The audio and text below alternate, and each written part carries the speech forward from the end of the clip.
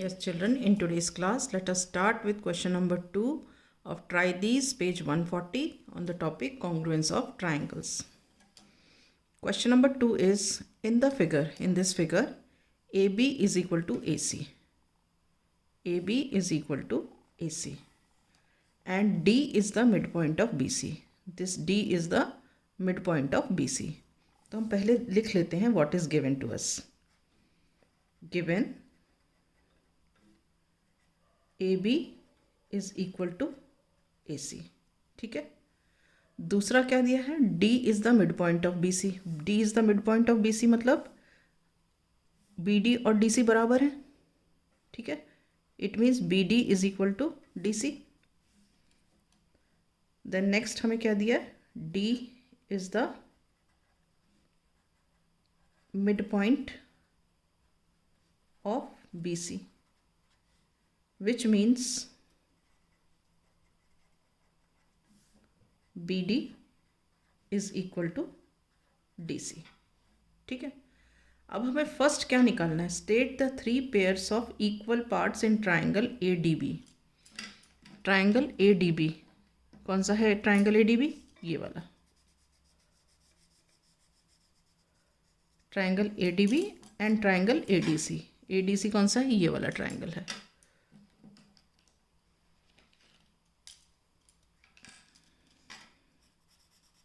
ये वाला.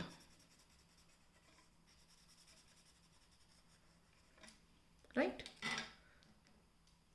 तो हम देखते हैं फर्स्ट पार्ट.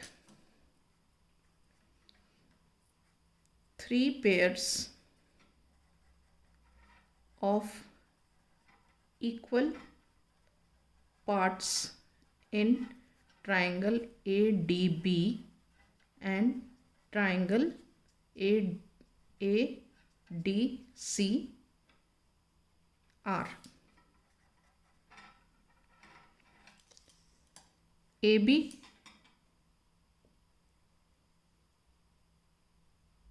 हम यहाँ से देखते हैं. AB equal to AC. AB equal to AC.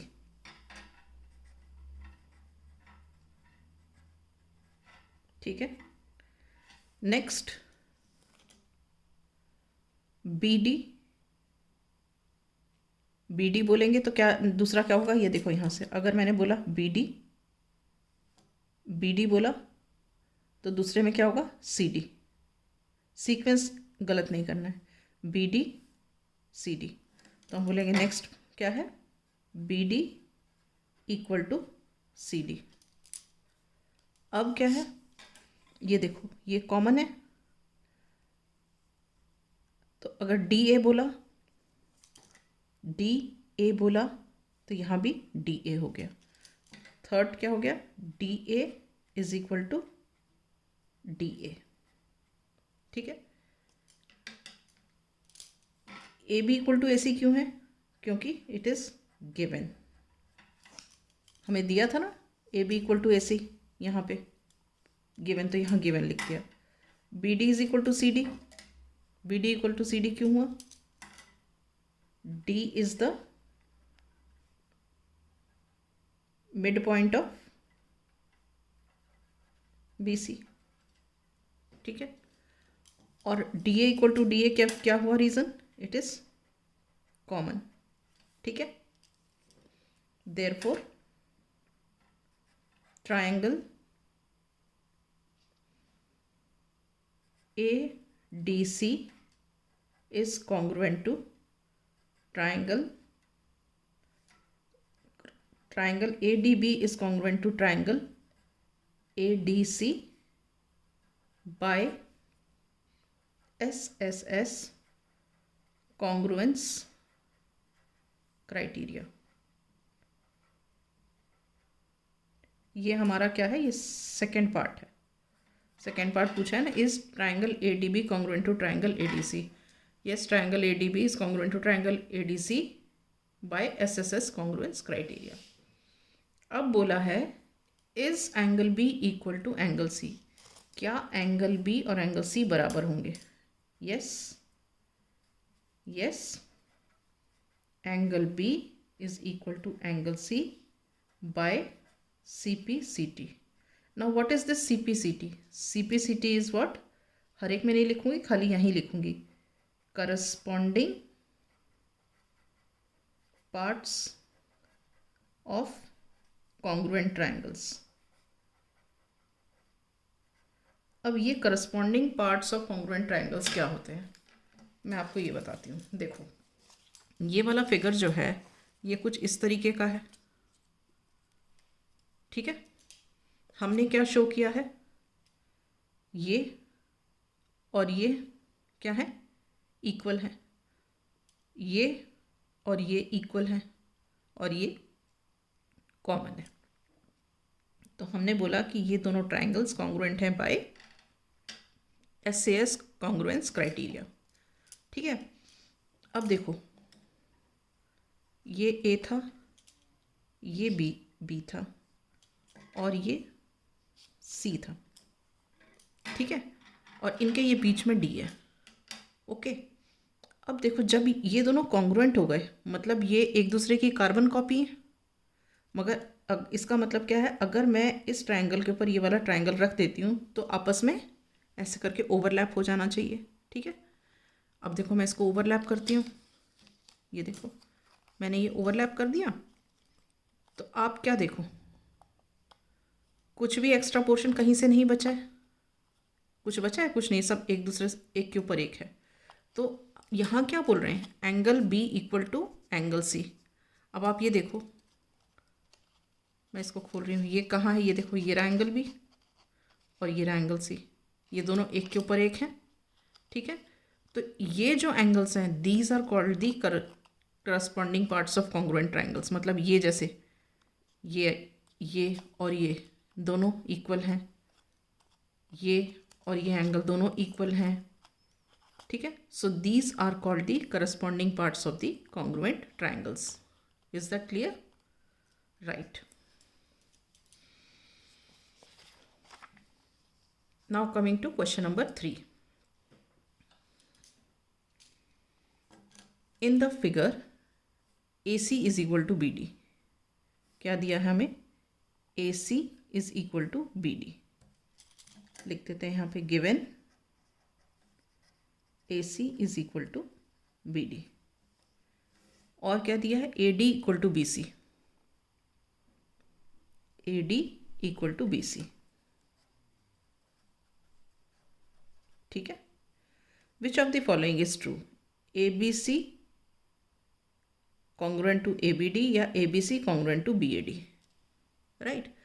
अब हम देखो कैसे देख लेते हैं ट्राइंगल को, किस तरीके से देख लेते हैं. ABC तो है ही है, दोनों में ABC है तो हम ABC तो ले ही लेते हैं. ABC खाली से 1 वाले की तरफ. ठीक है, तो हम ऐसे देख लेते हैं ABC. दूसरे ट्रायंगल को क्या देखते हैं, BAD. पहले मैं आपको मार्किंग कर दूं तो आपको थोड़ा सा आराम से समझ में आ जाएगा. देखो, ये एक ट्रायंगल ले लिया हमने. ठीक है, ये एक ट्रायंगल है, इसको हमने बोला इन ट्रायंगल ABC. क्योंकि यहाँ पे दोनों ABC है, यहाँ भी ABC है, इसलिए हमने ABC तो होना ही है. ABC मतलब खाली से सिंगल लाइन की तरफ. अब हमारा दूसरा ट्रायंगल कौन सा है, दूसरा ये वाला ट्रायंगल है. ठीक है, तो खाली से सिंगल लाइन की तरफ, मतलब खाली से सिंगल लाइन की तरफ, तो हम देखते हैं BAD एंड ट्रायंगल BAD. अब हम देखते हैं क्या क्या है हमारे पास. सबसे पहले हम देखते हैं DA.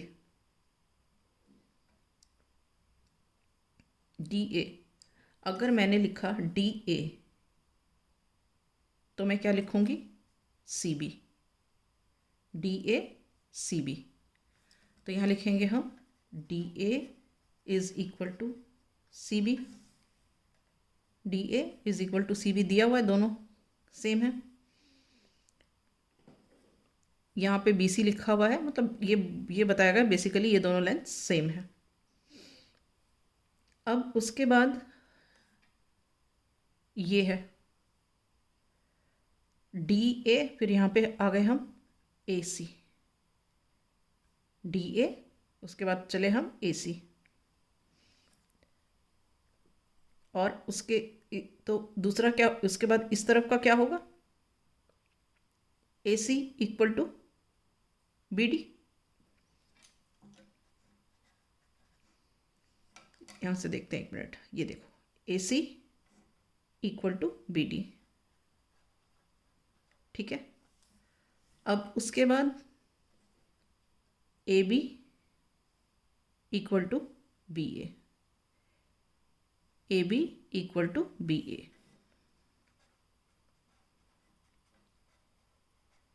इसको दोबारा से एक्सप्लेन करती हूँ।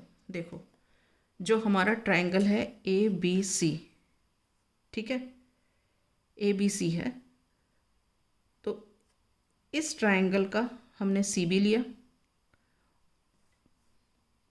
तो दूसरा ट्रायंगल कौन सा है हमारा, BAD, इसका आ गया हमारे पास DA, ये दोनों इक्वल हैं।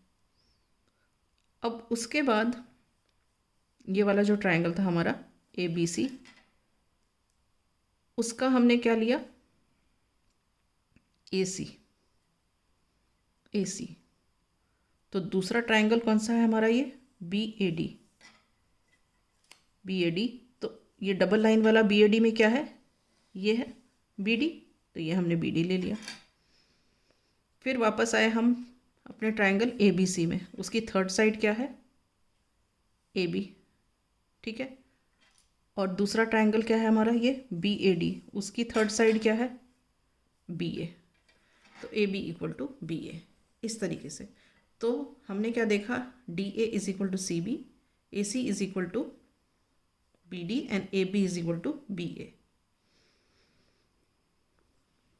So triangle ABC is congruent to triangle BAD. Therefore, triangle ABC is congruent to triangle BAD by SSS congruence criteria, ठीक है। तो इन दोनों में से कौन सा स्टेटमेंट करेक्ट है, second statement is correct. Therefore second statement is correct. Is this clear? Right. So I wind up with this. In the next class I shall start with the next topic.